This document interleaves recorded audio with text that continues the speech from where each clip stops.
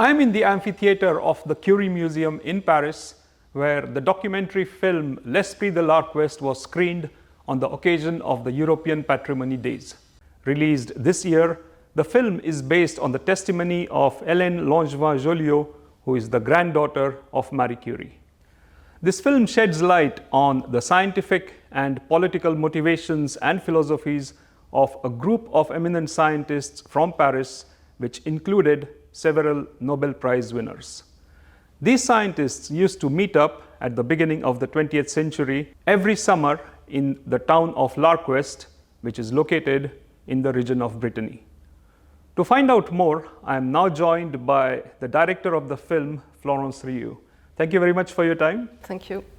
Who are these scientists and why did they choose l'Arc-Ouest as their destination for summer holidays? Les scientifiques les plus connus de l'Arc-Ouest, c'est Marie Curie, Jean Perrin, physicien qui aura aussi un prix Nobel. Ils étaient 5 prix Nobel à l'Arc-Ouest. Émile Borel, le mathématicien.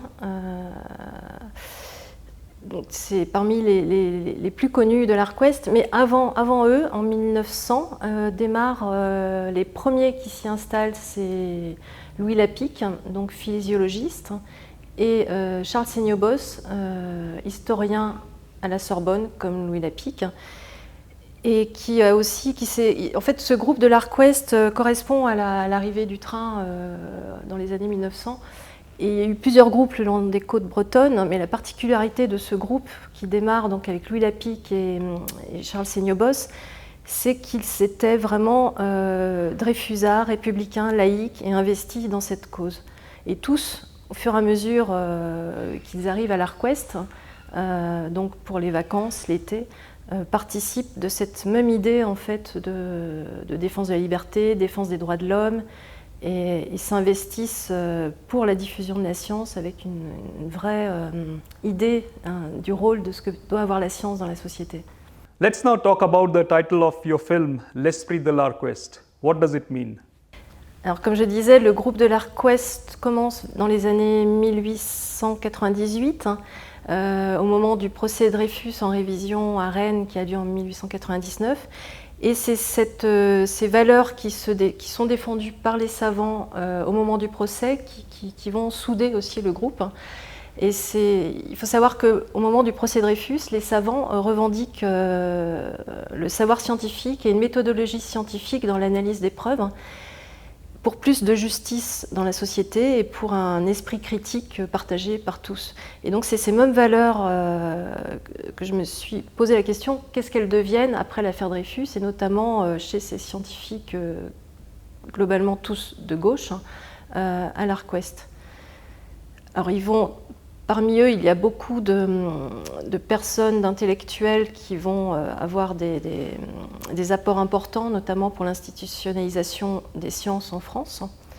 Une autre action importante que l'on peut noter, c'est aussi l'investissement de Marie Curie en tant que vice-présidente du CICI, créé en 1922, et qui est donc la Commission internationale de coopération intellectuelle, qui œuvre pour les échanges intellectuels entre les pays.